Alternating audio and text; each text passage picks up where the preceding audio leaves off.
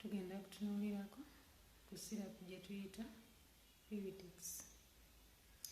Sirapu ya Puritex eno erimu ebirungi ebyenjawulo, okusooka ddala erimu Piriton oba gwe twandiyise Chlorpheniramine 1 mg, nebeeramu ne Pseudoephedrine 15 mg ne Dextromethorphan 5 mg ne Paracetamol 125 mg. Ebyo byonna ebirungo biri mu sirapu eno era abasinga mugimanyi.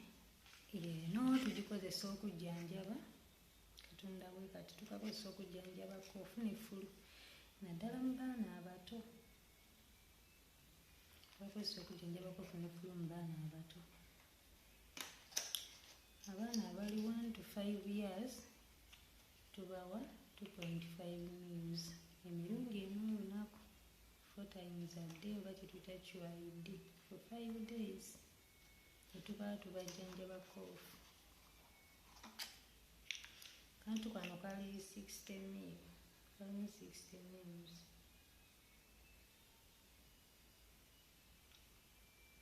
Kalaba naye nga tukakozesa okujjanjaba koofu.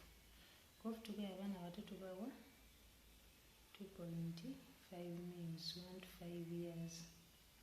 Tubawa 2.5 mils QID for 5 days. QID kitegeeza emirundi ena olunaku. For example, omwana oba amuwadde ku ssaawa 12 ez'okumakya, omuddamu ku ssaawa 7 n'omuddamu ku ssaawa 12 n'omuwa n'ekyoku ssaawa 4, ndowooza 4 times a day. Then abaana 6 to 12 years tubawa 5 mils the same 4 times a day, morning, midday, evening and night. Tukakozesa n'okujjanjaba fulu oba gwe tuyita ssenyiga. Si abaana 1 to 5 tubawa 2.5 mils 4 times a day for 5 days. Then bali abakulu 5 mils 4 times a day for 5 days. Naye kidipendinga ku bano abali 12 years, omwana osobola okumulaba ng'alina severe cough nga y'amaanyi n'omuwa 10 mils 3 times a day. Kati abaana ebiseera ebisinga babeera ne ka cough, babeera ne ka fever.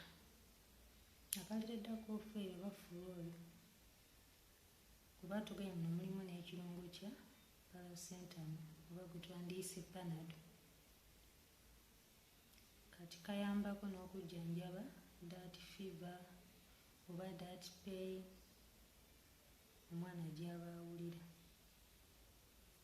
Naye lwakuba nti era still omwana omusigala omuwa ddoozi y'emu kuba kakola kalimu ebirungo byonna biri wamu. Sigamba nti omuwaako ate n'oddamu n'omuwa at the same time because alina gundi oba fever ze kajjanjaba buli kimu kuba omwana wabeera ne fever, wabeera ne flu ebiseera ebisinga oba cough ne that fever ebeerawo. Tukakozesa okujjanjaba ezo endwadde. Mulimu abaana abalina bronchial asthma oba bronchial congestion ng'alinga aziyira tassa bulungi. Tukakozesa still omwana omukulu omuwa 5 mils 4 times a day for 5 days. Then abato 2.5 mils 4 times a day. Kuba abaana ebisinga bwe bafuna bronchial congestion eyo aba aziyira nnyo. Kakiba yeetaaga buli wayita every 4 to 6 hours n'obeera ng'omuwa to avoid that. Nga that is Puritex syrup. Omwana waabeeramu ne ka dizziness kuba teweewuunya kuba lireetamu ku ka sedation. Lireetamu ka sedation liwunzaamuko era bw'oba oliwadde omwana to exceedinga the recommended dose. gy'oba olina okumuwa. That is periods.